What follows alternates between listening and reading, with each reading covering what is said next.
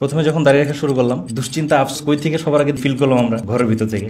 মুসলিম মধ্যবিত্ত যখন শিক্ষিত হইল, তারা যখন কিছু নেতৃত্ব স্থানীয় পজিশনে গেল, তখন তারা এমন কাজ করলো যেটা মুসলিম মধ্যবিত্তের স্বার্থকে প্রতিনিধিত্ব করে না।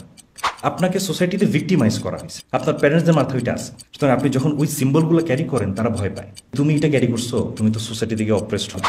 পশ্চিম যখন উপনিবেশ স্থাপন করা শুরু করে, ওরা বুঝতে পারে শুধু অস্ত্র দিয়ে একটা কমিউনিটিকে ধরে রাখা যায় না, মাইন্ড চেঞ্জ করতে হয়। আধুনিকতার সর্বময়বাদী, এটা অন্যরে গিলে খাওয়া ছাড়া টিকে থাকতে পারে না। আমরা সেই বর্ণবাদ যেটা ছিল, সেটাকে আমি নিজে আত্মস্থ করে ফেলছি। আমি আমার আশেপাশের মানুষকে, আমার সাথে মতের মিল না হোক অথবা লেবাসের কোনো পার্টিকুলার পয়েন্ট মিল না হোক, আমি সেই টার্ম ইউজ করি যেগুলো আমাকে অ্যাজ আ কমিউনিটি দমন করতে ব্যবহার করা হয়েছে। আব্দুল আল মাসুদ খুব সুন্দর করে কিছু বিষয় বলে গেলেন। নিজ ভূমে পরবাসীর মতো আমরা থাকি, এবং আইডিয়াটা probably for the last 16 or 17 years we are facing brutally, right? Islamophobia শব্দটা আমরা মোটামুটি 1-2 বছরে সবাই শুনছি। কে শুনি নাই একটু হাত তুলি। ভেরি গুড, সমস্যা। মোটামুটি বছর 2 যাবত আমরা কিন্তু এটা শুনতেছি, তাই না? এটার মিনিং নিয়ে অনেক অনেক কথা বলেন, একাডেমিক টপিক তো। আমি একেবারে আমার আপনার জীবনের সাথে রিলেভেন্ট কয়েকটা বিষয় একটু শেয়ার করি। আমার আলোচনার টপিক হচ্ছে ইসলামোফোবিয়া ঘরে বাইরে। তো আমি যখন ঘর বলবো আর বাইর বলবো, একটা ডিফাইন করতে হয় যে ঘর বলতে আমি কি বুঝাচ্ছি, বাহির বলতে আমি কি বুঝাচ্ছি, রাইট?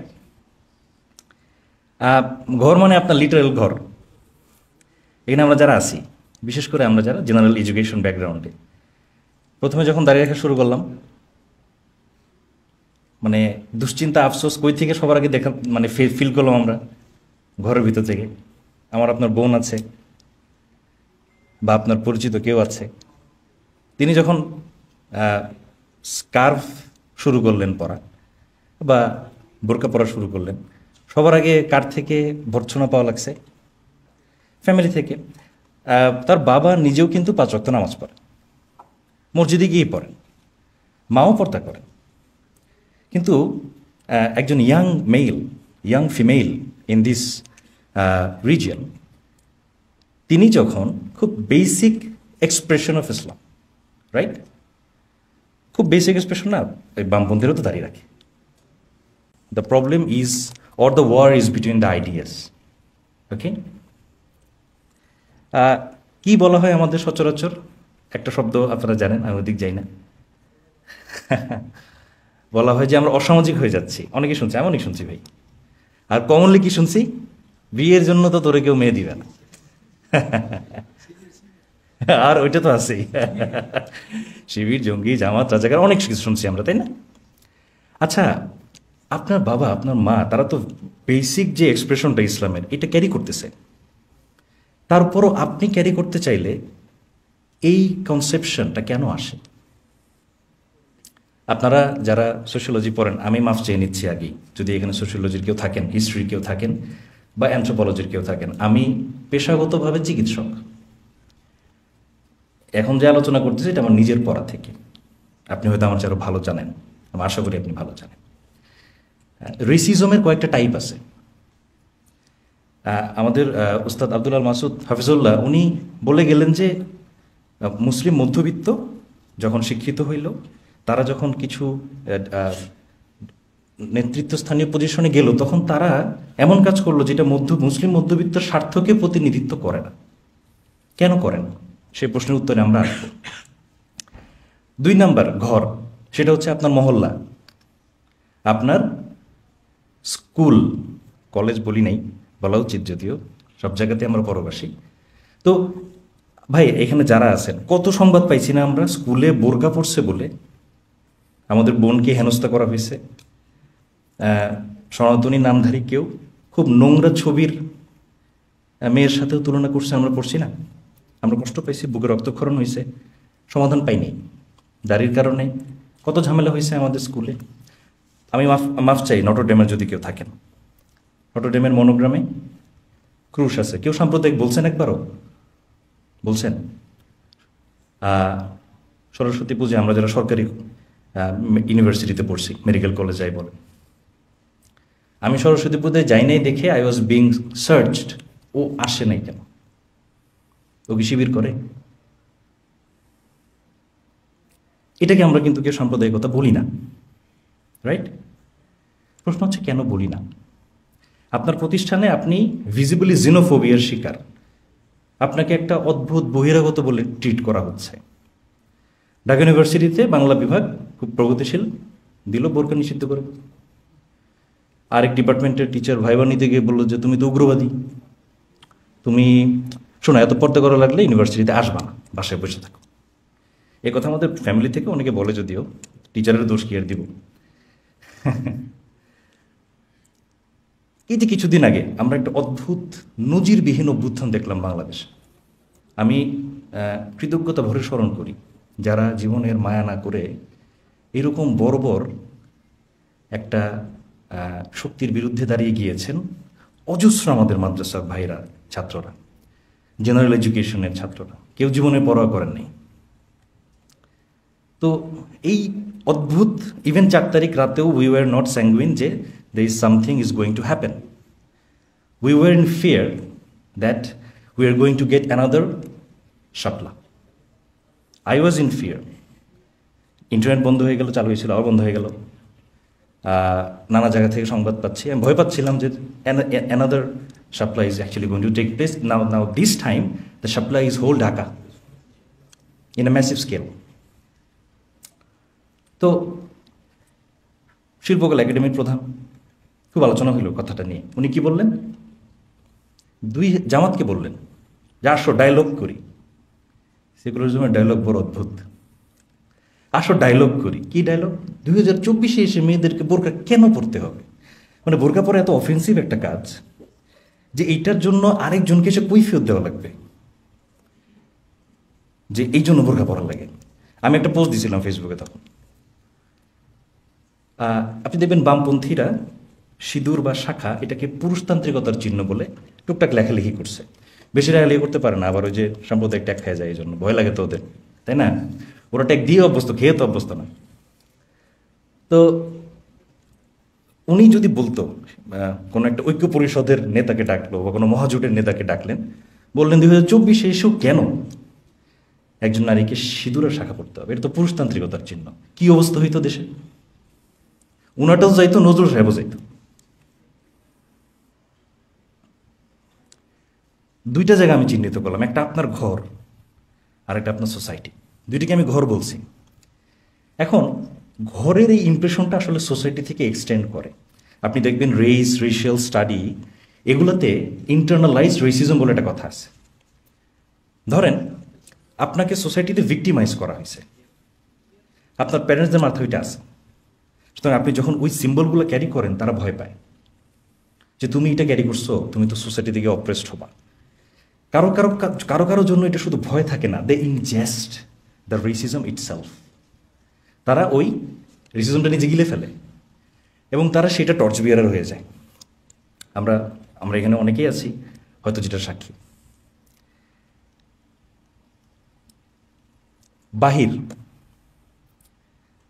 বাহিরেরও দুইটা জায়গা আছে। একটা হচ্ছে রাষ্ট্র। উস্তাদ আব্দুল্লাহ মাসুদ বলতেছিলেন বাঙালি, তাই না? আমার পরবর্তীতে আসিফ ভাই, উনিও এই বিষয়ে আপনার সাথে বিস্তারিত বলবেন, আমি বিস্তারিত যাব না। তুমি কে আমি কে, আমি এই গতকাল উত্তরা দিয়ে আসতেছিলাম, তখন আপনারা দেখবেন ওখানে একটা ঈদগাহ মাঠ আছে। উত্তরা, এটা আমার সেক্টর মনে থাকে না, যাই হোক, রাজলক্ষ্মীর দিকে যাইতে একটা ঈদগাহ মাঠ আছে, ওখানে কাবাবের একটা দোকান আছে। এর আগে এই প্রথম আমি পেন্টিংটা দেখলাম, দেয়াল লিখন, তুমি কে আমি কে, রাজাকার লিখে কাটছে, কেটে বাঙালি লিখছে। And I was saying fascism is actually coming back. কেন এটা আমি বললাম? দেখেন, বাঙালি যখন নিজেকে কল্পনা করছে, কিভাবে কল্পনা করছে, এইটা বোঝার জন্য আমাদের একটু পিছে ফিরতে হবে। একটু পিছে চলেন, আমরা একটু ইতিহাসে পিছে চলে যাই। ব্রিটিশ উপনিবেশের সময় সিরাজউদ্দৌলা শেষ স্বাধীন নবাব ছিলেন, যে আলীবর্দী বর্গীদের পরাজিত করলো, বাংলাকে অত্যাচার থেকে মুক্ত করলো। মীর জাফর, স্যার জাফর না, মীর জাফর, তাও মীর জাফরের একটা ক্রেডিট ছিল, বাকি জনের তো সেটাও নেই। এনিওয়ে, সেই মির্জাফর অ্যান্ড আদার্স উমিচাঁদ রায় বল্লভ অনেকে ছিলেন, আমরা শুধু মির্জাফরের নামটাই মনে রাখি। এইটাও ওয়ান সর্ট অফ জেনোফোবিয়া, আর কারো নাম মনে আছে আমাদের? মনে হয় যে ও বেচারা একাই ছিল। আচ্ছা, তো আমরা স্বাধীনতা হারাইলাম, যদিও ওই সময় স্বাধীনতা শব্দটা এখনকার স্বাধীনতা মিনিং ছিল না,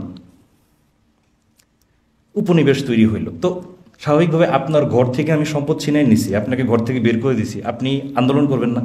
আপনি বলবেন এই ঘর আমার ঘর ফিরে দাও। ইনিশিয়াল টাইমে ব্রিটিশ অপারেশনের এগেনস্টে একের পর এক যে রিভোল্টগুলো হইতো, সেটা কারা করতেন? মুসলিমরা, কৃষকরা পর্যন্ত করছেন। তিতুমির কৃষকদের নিয়ে আন্দোলন করছেন, হিন্দু কৃষকও ছিল। তারা এটাকে বললো ওয়াহাবি আন্দোলন। দেখেন, রেসিজমটা কমন, ট্যাগটা ডিফারেন্ট। রেসিজমটা কমন, কিন্তু ট্যাগ আপনি দিচ্ছেন ডিফারেন্ট। আমেরিকাতে নিগ্রোরা যখন অ্যাসিমিলেট হচ্ছে, কারণ আমেরিকাতে নিগ্রোরা আসছে দাস হিসেবে, অ্যাসিমিলেট হচ্ছে, তখন তাদের এগেনস্টে সাদাদের কি শুরু হইল? দুশ্চিন্তা শুরু হইল। এখনও আছে এটা।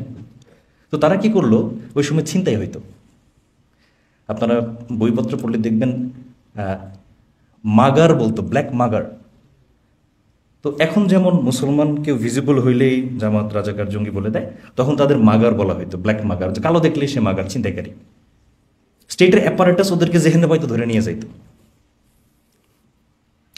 তো একের পর এক রিভোল্ট হচ্ছে ব্রিটিশ রাজের বিরুদ্ধে। তখন ব্রিটিশরা কারা টেনে নিবে? হিন্দু এলিট ক্লাস, তাদের টেনে নিল। তো তারা কয়েকটা কাজ করছে মুসলমানদের উৎখাত করতে। এই ক্ষেত্রে নেপোলিয়নের একটা ঘটনার প্রাসঙ্গিক, আমি ওইখানে জাস্ট ব্রিফটা বলি যে পশ্চিম যখন উপনিবেশ স্থাপন করা শুরু করে, ওরা বুঝতে পারে শুধু অস্ত্র দিয়ে একটা কমিউনিটিকে ধরে রাখা যায় না, মাইন্ড চেঞ্জ করতে হয়। এখানে কিন্তু ওরিয়েন্টালিজমের আইডিয়াটা আসতেছে। তো তারা যেটা করলো, কয়েকটা কাজ করছে। ফার্স্টে ফার্সিটা তারা উঠায় দিল সরকারি ভাষা হিসেবে। তখন চলে আসলো হচ্ছে ইংলিশ। তো এলিট হিন্দু ক্লাস তারা ইংলিশ শেখা শুরু করলো। তখন ইউরোপে আবার আর্যবাদের একটা গুঞ্জন, উৎসাহ দেখা যাচ্ছে। তারা এই দেশে এসে যে কাজটা করলেন, বাংলা ভাষাটার প্রথম ব্যাকরণ কে লিখছে? উনি কি বাঙালি?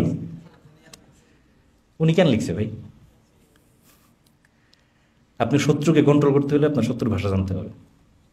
Control for control. তো উনি তখন কি করলো, বাংলার যেটা নর্মাল ফ্লো কয়েকটা শতাব্দী ধরে ডেভেলপ করছে সুলতানি আমল থেকে নিয়ে, হিন্দু মুসলমান সবাই সে আরবি ফার্সি মিক্সড মানে কলিকুয়াল বাংলায় কথা বলতো। এলিটরা আবার একটু ভিন্ন বাংলায় বলতো। তারা এটাকে চেঞ্জ করা শুরু করে। তাহলে একে তো কী করলো, ফার্সি বের করে দিল, ল্যাঙ্গুয়েজ চেঞ্জ করলো। এখন ল্যাঙ্গুয়েজ খুব স্ট্রং একটা জিনিস। আপনি যে ভাষায় কথা বলেন সেই ভাষায় আপনার মনন গড়ে ওঠে, রাইট? চিরস্থায়ী বন্দোবস্ত করে একদম গরিব করে ফেললো। পরবর্তীতে যেটা হইলো, বেঙ্গল রেনেসা নামের একটা মুভমেন্টের সূচনা হলো। ওস্তাদ নিজে বলে গেছেন বেঙ্গল রেনেসা কি জিনিস ভাই? রেনেসা মানে প্রথম আলো, তাই না? কেউ কেউ বাকশালের আলো বলেন, ভুল না ঐতিহাসিকভাবে। তো এই প্রথম আলোটা কীভাবে আসলো? ইংরেজরা যখন আসছে তারা দেখলো এই ইতিহাস আমার গড়তে হবে। ওরা কি বলে, ডাজন্ট ম্যাটার, আমার শাসন ক্ষমতা চালানোর জন্য কি করতে হবে? একটা হিস্ট্রি দাঁড় করাইতে হবে, জ্ঞানকাণ্ড। ওরিয়েন্টালিজম যে বলে, একটা জ্ঞানকাণ্ড খাড়া করাইতে হবে। তারা ভারতবর্ষের ইতিহাসে তিন ভাগ করলো, হিন্দু যুগ, মুসলিম যুগ, ব্রিটিশ যুগ। হিন্দু যুগ হচ্ছে ঐতিহ্যের যুগ, খালি ঐতিহ্যর ঐতিহ্য। মুসলিম যুগ হচ্ছে আক্রমণের যুগ, সব আইসা ভেঙে চুরে ওরা নিয়ে গেছে। ব্রিটিশ যুগ হলো উদ্ধারের যুগ আর আলোর যুগ। আপনি দেখবেন হাউ ফ্যাসিজম ওয়ার্কস নামে একটা বই আছে, সম্ভবত মার্কিন একজন প্রফেসরের লেখা, আমার নামটা এক্স্যাক্টলি খেয়াল নাই, পড়তেছিলাম বইটা ওই দিন। তো উনি 10টা ক্যাটাগরি করছে, মানে ফ্যাসিজম ডেভেলপ করার পিছিয়ে 10টা পয়েন্ট উনি খুঁজে বের করছে। এর মধ্যে 1 নম্বর ছিল the idea of a mythical past, অতীত হারানো ঐতিহ্য গৌরব। এই কল্পনাটা তৈরি করা হইলো, অথচ ব্রিটিশরা ভারতে আসার আগে ভারত বলে কোনো কনসেপ্টই ছিল না। ব্রিটিশরা ইন্ডিয়াতে এসে ইন্ডিয়া বলে কনসেপ্টটা আবিষ্কার করছে তার কন্ট্রোলের জন্য। সেই বয়ানটা বাঙালিরা নিল, তারা বলল যে না। এবং আচ্ছা বলেন তো ভাই, এখানে যারা আছেন, দ্বিজাতি তত্ত্ব কার দেওয়া? নেহেরু, সাভারকার, দুইটা উত্তর আসছে। তার মানে আমাদের জিন্না, গুড। গুড, মোটামুটি ভেরি গুড, মানে আপনারা টুকটাক পড়ার মধ্যে আছেন, এটা একটা গুড সাইন। মজার বিষয় হলো জিন্নার 50 বছর আগে দ্বিজাতি দত্ত যিনি বলে গেছেন he was Rajnarayan Basu and Nabagopal Mitra from Hindu Mela, এটা আমরা জানতাম না কেউ। এই আইডিয়াটা কেন আসলো? যে ব্রিটিশরাই তো ভাগ করে গেছে, তো ওই যে হিন্দু এদের মুসলমান, আমরা ব্রিটিশ, ওইটাকে অ্যাডাপ্ট করলো, ওই আলো গ্রহণ করলো কিসে? সে বললে ভাগ করলো যে এটা হচ্ছে হিন্দু আর মুসলিম আলাদা জাতি। তারপর অনেকে বলছেন সাভারকার, হ্যাঁ উনিও ডেভেলপমেন্টে কাজ করছেন। জিন্না হচ্ছে শেষে ওইটাকে অ্যাডপ্ট করছেন, কারণ উনি দেখলেন যে কোনোভাবেই আর ওদের সাথে নেগোশিয়েট করা যাচ্ছে না। বিমলানন্দ শাসমল কংগ্রেসের এক নেতার ছেলে, ওনার একটা বই আছে how India goat divided, Bharat কীভাবে ভাগ হলো। উনি এখানে বলছেন ওনার মতে জিন্না শেষ পর্যন্ত চেষ্টা করছিলেন নাকি যাতে হারমোনি কো এক্সিস্ট করে থাকা যায়, কিন্তু হিন্দু এলিটসদের কারণে তারা পারেন নাই। আচ্ছা, দেশ ভাগ, দেশ ভাগ এটার জন্য দায়ী কে? আমরা কি শুনছি ছোটবেলা, আমরা পড়ছি না? কারা দায়ী? জিন্না দায়ী। আদিপাপ আমাদের এই উপমহাদেশে, এই ভূখণ্ডে মুসলমানদের আদিপাপ হচ্ছে দেশভাগ, না? জয়া চ্যাটার্জি কেমব্রিজে একটা গবেষণাপত্র লিখে ফেললেন বেঙ্গল ডিভাইডেড নামে। উনি দেখাইলেন ঘটনা উল্টা, ঘটনা উল্টা। হিন্দু এলিট ক্লাস পাওয়ার শেয়ার করতে রাজি ছিল না মুসলমানদের সাথে। তারা বলছে এই জবনদের সাথে আমি পাওয়ার শেয়ার কেন করব? And that ultimately led to the division of their own country. আলোচনা কমপ্লেক্স করবো না, আমি আছি কোথায়? কলোনিয়াল টাইমে কীভাবে বেঙ্গল ন্যাশনালিজম ডেভেলপ করবো। তো তারা পশ্চিম থেকে কি ধার করলো? জাতির আইডিয়া ধার করলো, জ্ঞান বিজ্ঞান কিছু নিল, একই সাথে রেসিজমটাও নিয়ে নিল, যেটা আগেরই ঐতিহ্য। চতুর্বর্ণের প্রথা তো এই উপমহাদেশে বহুত আগে থেকে ছিল। তারপর মিক্স করে প্রথম আলো তৈরি হয়ে গেল। আচ্ছা, এই আলো যে তৈরি করলো কার সংস্কৃতি নিয়ে ভাই? তৈরি করছে কারা? হিন্দু এলিট। ওই হিন্দু এলিটের সংস্কৃতিতেই বাংলার প্রথম আলো তৈরি হইল। ওই আলোতে দলিতের কোনো জায়গা নাই, খ্রিস্টানেরও জায়গা নেই, মুসলমানের জায়গা তো নাই। উল্টা মুসলমান হলো এনিমি, ও বেটা আমাকে 600 বছর কুপাইছে খালি। এই মিথ তারা বিশ্বাস করল। তো এইভাবে বেঙ্গল একটা আইডেন্টিটি তৈরি হইল। তারপর যখন পাওয়ার শেয়ারের সমস্যা তৈরি হইল, হিন্দু এলিট ক্লাস জমিদাররা তারা কি করলো? বিভিন্ন বিপ্লববাদী লোকজনকে প্যাট্রোনাইজ করা শুরু করলো। আপনি ভাবতেছেন বিপ্লবটা নিশ্চয়ই সেকুলারিজমে হয়েছে, মটোটা ছিল সেকুলার। অরবিন্দ ঘোষ উনি নিজেই বলছেন, একজন বিপ্লববাদী কর্মী ছিলেন। ওনার কথা ছিল এইটাতে মোটিভেশন ছিল মা কালী, তাদের ভাষ্যে। অর্থাৎ যারা ব্রিটিশ বিরোধী রেভলিউশনে কাজ করছেন হিন্দু ক্লাস থেকে, তাদের অন্তরে ছিল হিন্দু রিভাইভালিজম। অথচ আপনি ক্ষুদিরামকে প্রশংসা করেন, রিফাত রশিদের গালি দেন।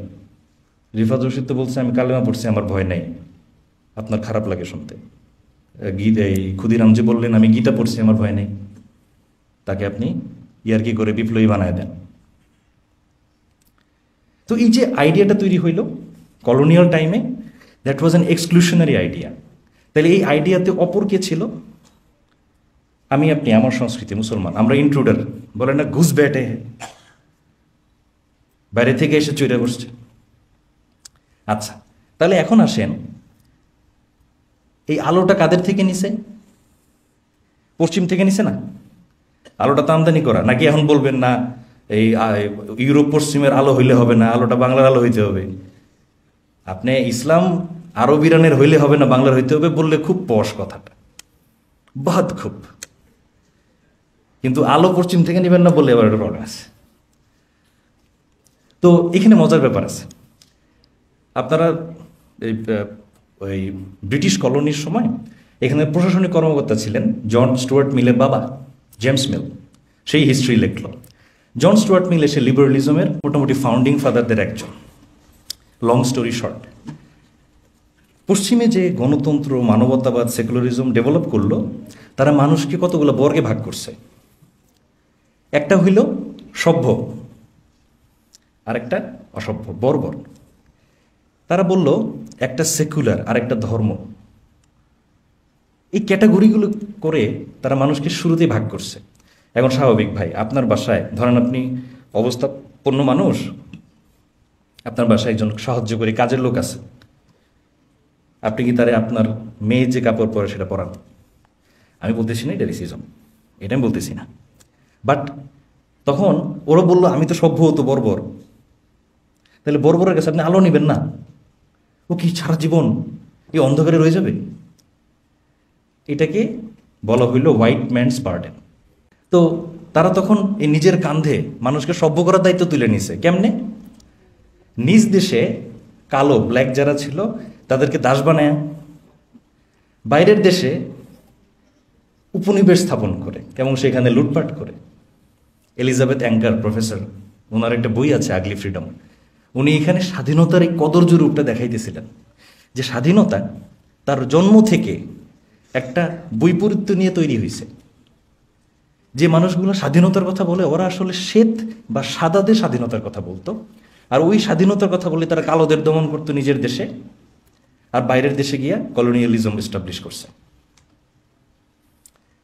এই জায়গাতে আমি আলোচনা খেয়ে হারাইতে দিচ্ছি না। আমরা কইছিলাম, আমরা বলতেছিলাম ইসলামোফোবিয়া বাইরে থেকে আসলো কেমনে। একটা আমরা পাইছি আমাদের রাষ্ট্রীয় কাঠামো বাঙালি পরিচয়, সেটা যখন ফর্ম হয়েছে তারা যে কালচারাল আইডেন্টিটি নিছে সেটা ছিল হিন্দুর, এলিট হিন্দুর আইডেন্টিটি, অ্যান্ড মুসলমান ছিল আদারওয়াইজড, অপর। আমরা এখন আসতেছি আমেরিকান রেভলিউশনে। আমেরিকান বিপ্লব হইল, তারা আমেরিকার জাতি ধারণা গঠন করলো। আচ্ছা, রাষ্ট্রের একটা অবয়ব থাকে না, সুরত, ওই যে ভাবমূর্তি বলে আর কি, শুনছি না? এই সুরত আপনাকে বলে আপনি কি আর আপনি কি নন, রাইট? সুরত তো এরকম, চেহারার উদ্দেশ্য তো এইটাই যে অমুক ব্যক্তি সে, অমুকজন সে নয়। তো আমেরিকা তার নিজের সুরতটা হাজির করলো তুর্কিদের ডেসপটিজমের বিপরীতে। এই শব্দটা আবার ফ্রেঞ্চ ফিলোসফারের দিকে চলে যায়, মন্টেস্কিউ। আমি আলোচনা আরও লম্বা ছোট করে দিচ্ছি। মন্টেস্কিউ উনি বলতেন যে আসলে ক্রিশ্চিয়ানিটি এই অ্যাডপ্ট করে নিছে সময়ের সাথে, ইভলভ করাটা, কিন্তু ইসলাম ওর মিডল ইস্টার্ন রিলিজিয়নগুলো এটা থেমে গেছে, ওরা অ্যাডপ্ট করে নিতে পারে নাই, ওরা স্থবির। খালি খ্রিস্ট ধর্মটা আলটিমেটলি অ্যাডপ্ট করে শেষমেশ আপনাকে অনেকগুলো আলো উপহার দিছে। আজকে আমরা কিন্তু আলাপ করতেছি ওই আলোর নিচে যে অন্ধকার থাকে সেটা নিয়ে আর কি। তো তারা আমেরিকা তার নিজের অবয়ব তৈরি করলো তুর্কিদের বিপরীতে, কারণ তুর্কিরা তখন উসমানী খিলাফতের পরিচালক ছিলেন। তাহলে চিন্তা করেন তো, আপনি কি জানেন বাংলাদেশে যে মুক্তিযুদ্ধের স্বাধীনতাপত্র কে লিখছে? সুব্রত রায় চৌধুরী। কোন বই থেকে লিখছে? মার্কিন কনস্টিটিউশন দেখি, জেনেসিস অফ বাংলাদেশ বইতে উনি এটা উল্লেখ করছে। তাহলে মার্কিনদের কাছে জাতি ধারণায় অপর কে? তুর্কি মানে মুসলমান। ভাই, একে তো বাঙালিতে আপনি অপর ছিলেনই, এখন আবার মার্কিনটাই না আপনার ডাবল অপর করে ফেলছে। এই দুইটা ধারা আমাদের সময়ে সবচেয়ে ভালোভাবে মিলছে শাহবাগে এসে। একেবারে ভাই সোনায় সোহাগা বলে না, সেভাবে মিলে গেছে। কারণ তখন আমেরিকা কমিউনিজমরে হারাইল, রাশিয়া ভেঙে খান খান হয়ে গেল, আর বা আমরা সব মস্কো, পিকিং, নানা উপদল উপদল ভাগ হয়ে তখন চুরমার। তারপর আমেরিকার কাছে চ্যালেঞ্জ হয়ে দাঁড়াইল কে? ইসলাম। তো সে তখন 90-এর দশক থেকে কিন্তু সে গালফ ওয়ারে ইনভলভ ছিল। এর আগে থেকে তো ইসরায়েলের ওয়ার ক্রাইম সে কন্টিনিউয়াস সাপোর্ট করে যাচ্ছিল। তারপরে 9/11, one of the most memorable event in the last 50 years, the last century. এর পরবর্তীতে আউটকাম কি হইল? সে ওয়ার অন টেররটাকে তার গ্লোবাল এজেন্ডা হিসেবে গ্রহণ করলো। ওয়ার অন টেরর মানে কি ভাই বলেন তো কেউ একজন? আমি শিক্ষক মানুষ, তো এই প্রশ্ন করার বদভ্যাস আমার আছে।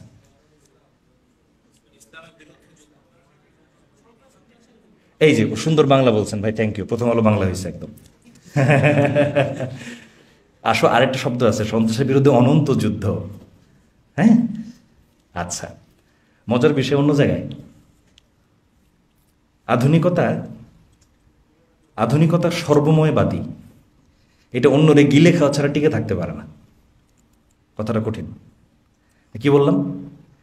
মানবতাবাদ, সেকুলারিজম, জাতীয়তা, আধুনিকতার অফশোট না। এটা সর্বময়বাদী, ও আপনাকে আপনার জায়গায় থাকতে দিবে না, আপনার গিলে খাবে। আমেরিকা তখন লিবারালিজমকে ছড়ায় দেওয়ার জন্য এবং সেফগার্ড করার জন্য যে মিলিটারিজমের আশ্রয় নেয়, সেটার নাম ছিল ওয়ার অন টেরর। আমি আমার বইতে একজন একাডেমিককে সাইট করছি, এক্স্যাক্টলি আমার এই মুহূর্তে তার নাম মনে পড়তেছে না। উনি নিজেই বলছেন যে এটা ছিল অ্যাকচুয়ালি অ্যাগ্রেসিভ লিবারালিজম এস্টাবলিশ করা থ্রু মিলিটারিজম,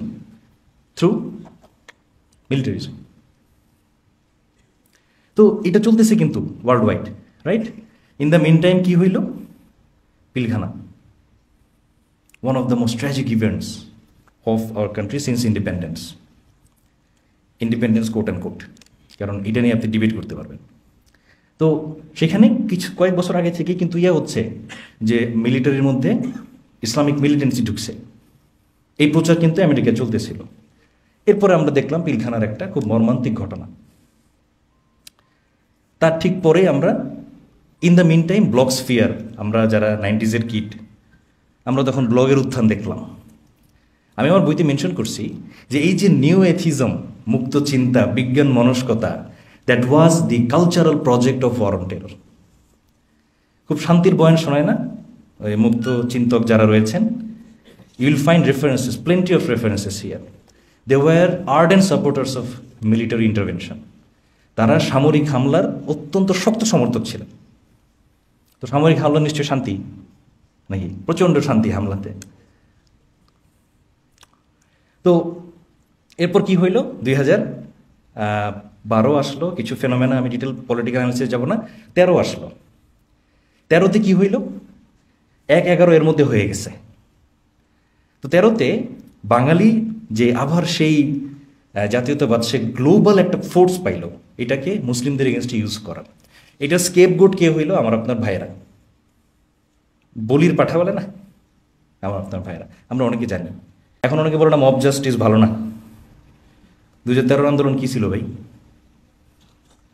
আদালত থেকে তো রায় দিয়ে দিয়েছিল। এরপরে যা হয়েছে ওটা তো মব জাস্টিস ছিল। তো সেই জায়গায় এসে মিলিত হয় আমেরিকার ওয়ার অন টেরর প্রজেক্ট আর বাঙালির যে চেহারা তৈরির রাজনীতি। সেখানে আমি আপনি কে? We are outsider. তারা তখন একটা ওয়েপন পায় এটাকে কি করার, এক্সিকিউট করার। এবং আমাদের বাংলাদেশ ইতিহাসে অন্যতম বেদনাদায়ক ঘটনার সাক্ষী আমরা হয়তো অনেকে হয়েছি।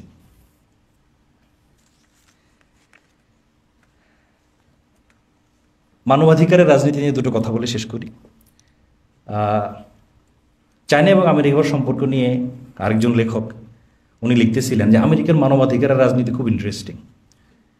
যখন তারা দেখে যে পার্টিকুলার কাউকে সাপোর্ট করলে তার লাভ, সেই সাপোর্টার জেনোসাইড করতেছে, মানুষ মারতেছে না কি করতেছে, এটাও তেমন একটা আমলে নেয় না। কিন্তু যখন দেখে এই জায়গাতে আমার হিউম্যান রাইটসের কথা বললে আমার লাভ, তখন সে আবার ওই জেনোসাইড যে করতেছে, মারপিট যে করতেছে, তার বিরুদ্ধে দাঁড়ায় যায়, সিআইকে মোবিলাইজ করে। অর্থাৎ এই মানবাধিকারের রাজনীতি এটা পুরো আসলে কিসের রাজনীতি? মানুষ অধিকারের স্বার্থের রাজনীতি। তো আমরা যদি সামারি করি আমাদের আলোচনার, ইসলামোফোবিয়ার এই যে বাহ্যিক অবস্থাটা, একটা হিউজ প্যারানয়া, এটা আমাদের প্রতিটা মানুষের মধ্যে ঢুকছে, আমার পরিবারে আছে। আমরা সেই বর্ণবাদ যেটা ছিল সেটাকে আমি নিজে আত্মস্থ করে ফেলছি, এবং আমি আমার আশেপাশের মানুষকে, আমার সাথে মতের মিল না হোক অথবা লেবাসের কোনো পার্টিকুলার পয়েন্ট মিল না হোক, আমি সেই টার্ম ইউজ করি যেগুলো আমাকে অ্যাজ আ কমিউনিটি দমন করতে ব্যবহার করা হয়েছে। আমি আগে বলছি বাঙালির জাতীয়তাবাদী চেতনা এবং বৈশ্বিক যে লিবারাল ওয়ার্ল্ড অর্ডার, এই দুইটা মিলে যে জায়গাটা দাঁড়াইছে সেটাই শাহবাগ। এবং আপনি যদি এখন বসে থাকি, আমরা আমাদের জায়গা থেকে দাওয়ার কাজ না চালায় যাই, এরকম শাহবাগ আরও বাংলাদেশে 50টা হবে। আমরা অ্যাকচুয়ালি এখন প্যারোলে আছি না, শ্বাস নিতে পারতেছি, কথা বলতে পারতেছি। হ্যাঁ, আচ্ছা চিন্তা করেন তো, শেষ করে দিচ্ছি। এখনকার যারা ক্ষমতা চালাচ্ছেন তাদের বিষয়ে অভিযোগ আছে না যে তারা মানুষের যে স্পিরিট বা যে স্পৃহাটা ছিল, যে আকাঙ্ক্ষা ছিল, এটার সাথে তারা সদ্ভাব করতেছেন না। অভিযোগ তো সত্য, উই নো দ্যাট। আচ্ছা, তো এই এখনকার যারা আছেন তাদের মাইন্ডসেট কোনটা? লিবারাল ওয়ার্ল্ড অর্ডারের মাইন্ডসেট দিন শেষে ওইটাতে আমি আপনি তো অপর। সো এখনই খুশি হওয়ার কিছু নাই। কি করতে পারি আমরা এখন, এটা হইল কথা। যে ভাই আপনি অনেকক্ষণ এই ইসলামোফোবিয়া নিয়ে আলাপ করলেন, করবো কি? চলে যাব ওই ছাগল নিয়ে পাহাড়ে চলে যাব? আমাকে আপনাকে আল্লাহ তো এই জন্য বাংলার জমিনে পাঠায়নি, কারণ আছে পাঠানো। আমরা যতটুকু পারি যার জায়গা থেকে খেদমত করব। তো আমার কিছু, আমি যেহেতু পলিটিক্যাল অ্যাক্টিভিস্ট না, আমি থিওরিস্ট, যারা মূলত রাজপথের রাজনীতির সাথে জড়িত তারা হয়তো আমার যারা ভালো বলতে পারবেন, কারণ তারা এটা ফেস করছেন। আমি কয়েকটা পয়েন্ট বলতে পারি আপনাকে, আমার আইডিয়া একটু শেয়ার করেছি আপনাদের সাথে। 1 নম্বর, সামাজিক সচেতনতা। প্রতিটা মানুষকে এই বিষয়ে কনসিয়াস হইতে হবে যে আমরা রেসিজমের শিকার, কাঠামোবদ্ধ রেসিজমের শিকার, সিস্টেম্যাটিক অপারেশনের শিকার, এবং existing system philosophically and structurally এটাকে নার্চার করে, এটাকে পুষ্টি দিয়ে সে বাঁচায় রাখছে। Number 2, this is the very tough one. বাংলাদেশে ইসলাম নিজের পরিচয়ের সাথে ধারণ করে রাজনীতি করেন এমন অনেক দল আছে, তাই না? বাট সবচেয়ে টাফ যেটা, সেটা হইল ইসলাম অ্যান্ড মুসলিম ফার্স্ট, এই নীতিতে সবাই এক হওয়া। এটা বলতে আমি কি বোঝাচ্ছি? এর মানে হচ্ছে অ্যাজ আ কমিউনিটি মুসলিমদের যেটাতে ভালো হয় সেইটা হবে আমার দলের মোটো। কোনো মুসলিম ভাই অন্যায্যভাবে মামলা খেয়ে জেলে গেলে আমার মোটো হবে তাকে লিগ্যাল সাপোর্ট দেওয়া, কমপ্লিটলি আমার ফান্ডিং দিয়ে তাকে ছাড়ায় নেওয়া। এরকম 10টা কেস করেন, 11 নম্বর মামলা দিতে গিয়ে পুলিশ 3বার ভাববে। এটা আমাদের জন্য খুবই কঠিন। রাজনৈতিক ঐক্য যদি আমরা করতে চাই, আমি আগে বলতেছি আমি পলিটিশিয়ান না, আমি থিওরিস্ট, বাট আমার মনে হয়েছে ইসলাম অ্যান্ড মুসলিম ফার্স্ট এইটা যদি আপনি আগে রাখেন, তাহলে এখনকার পরিবর্তিত পরিস্থিতিতে কিছুটা হইলেও হয়তো পিঠ বাঁচতে পারে, আল্লাহু আলাম। Strong legal and social support, strong legal and social support, এটা খুব দরকার, খুব দরকার। বিশেষ করে যারা নন মুসলিম হন তারা অত্যন্ত প্রেশার ফিল করেন, কারণ তারা কোনো সোশ্যাল সাপোর্ট পান না। পাইলেও সেটা কপাল ভালো কোনো একটা সংস্থার সাথে যুক্ত হয়েছেন তারপরে পান। So we need strong legal and social support, as well as যেটা খুব দরকার, national and international lobbying group. এটা খুব দরকার। আপনারা হয়তো জানেন যে সিলিকন ভ্যালিতে কিন্তু হিন্দুত্বা এর যে আপরাইজিং, এটা নিয়ে ইন্ডিয়ান যারা থিঙ্কার আছেন তারাই কিন্তু জানানোর চেষ্টা করছে যে এটা আপনি ধরেন, যদি ওটা লাভ হয়তো হয় নাই, কেউ বলতেছেন। But we need pressure group, national and international pressure group. কারণ যারা আছেন আপনার মসনদে, তারা যদি তার চেয়ারের ব্যাপারে থ্রেটেন ফিল না করে, তাহলে আপনাকে আমলে নেবে না, সে কখনই আমলে নেবে না। জিল্লাক সমস্যা নেই, 3 দিন গান গাবে, 4 নম্বর দিন কাওয়ালি গাবে, 5 নম্বর দিন ডিপ্রেসডে চলে যাবে, সমস্যা নেই। So we need national and international lobbying group. তবে কোনোটাই এগুলোকে আমাদের বিজয় দিবে কিনা? সালাহুদ্দিন আল্লাহ ইউবি রাহিমাহুল্লাহ, উনি রাত্রেবেলা কি করতেন?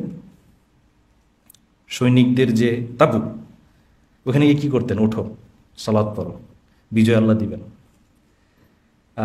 আমার যত মনে করেন, আমি তো আসলে অত মনে রাখতে পারি না, ওমর রাদিয়াল্লাহু আনহুর ঘটনা, উনি যুদ্ধের রাতেও কি বলতেন না? সুবহানাল্লাহ, আলহামদুলিল্লাহ, আল্লাহু আকবার, এই জিকিরগুলো উনি যুদ্ধের রাতেও বলতেন না। আমি আপনি তো একটু টেনশনে পড়লে ভুলে যাই।